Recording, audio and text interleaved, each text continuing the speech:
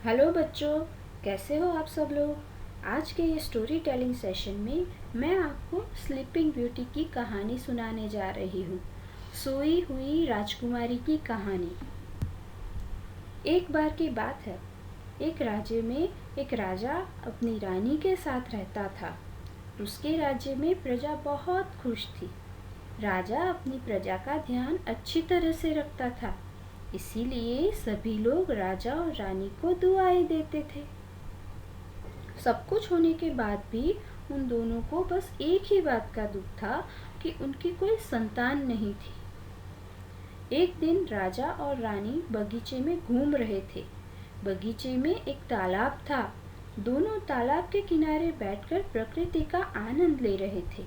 तभी वहाँ एक मेंढक आया और उसने कहा, रानी को बहुत जल्द सूरज देवता की कृपा से एक पुत्री की प्राप्ति होगी। मेंढक ने जो कहा था वो सच हुआ और उसी साल रानी को एक सुंदर पुत्री की प्राप्ति हुई। राजा ने उसके पैदा होने पर बहुत बड़ा उत्सव रखा और उसमें सभी को बुलाया, लेकिन गलती से वो काली परी को बुलाना भूल गया। सभी राजकुमारी को आशीर्वाद दे रहे थे। तभी काली परी वहां आई और उसने गुस्से में राजा को श्राप दिया कि जब तुम्हारी बेटी 15 वर्ष की हो जाएगी तब एक चरखे के कील के चुभने से उसकी मौत हो जाएगी। इतना बोलकर वो गायब हो गई। राजा और रानी दोनों बहुत दुखी हुए। उनको दुखी देखकर सफेद परी ने उनको सांत्वना देते हुए कहा कि चिंता मत करो, मैं इस श्राप को रोक तो नहीं सकती, लेकिन इसे कम जरूर कर सकती हूँ।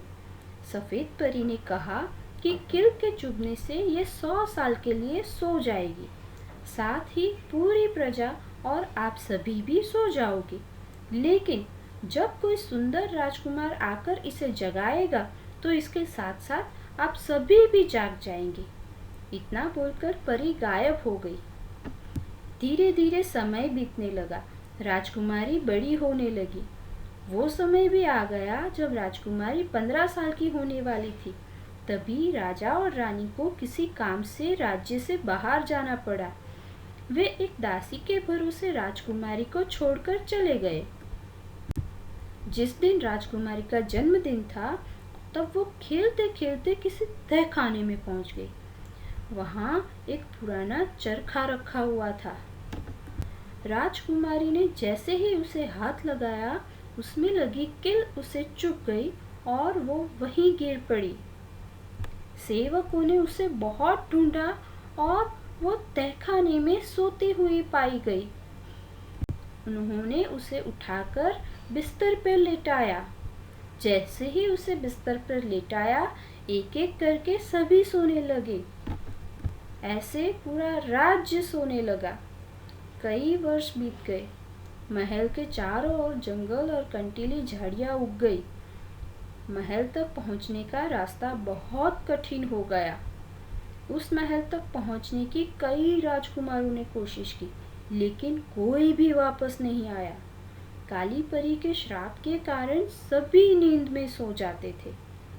एक दिन उसी महल की कहानी सुनकर एक सुंदर राजकुमार उस ओर आया, जो कई राज्य को जीत चुका था। सभी ने उसे वहां जाने से रोका और कहने लगे कि जो भी वहां गया है कोई वापस नहीं लौटा। लेकिन राजकुमार ने किसी की भी नहीं सुनी और वो महल की ओर चल दिया। जैसे ही वो महल के पास पहुंचा, झाड़ियां अपने आप ही दूर हो गई और वो सीधा राजकुमारी के कमरे में जा चला। रास्ते में उसे सभी लोग सोते हुए मिले। राजकुमारी को देखकर वो मानो उसकी सुंदरता में खो गया, लेकिन खुद को संभालते हुए उसने राजकुमारी को जगाया। जैसे ही वो जागी, काली परी का श्राप टूट गया। उसके साथ साथ सभी लोग नींद से जग गए। सभी दोनों को देखकर बहुत खुश हुए और उन दोनों की शादी करवा दी। तो बच्चों, इस कहानी से हमें ये सीख मिलती है कि दूसरों का अच्छा चाहने वालों के साथ कभी बुरा नहीं होता।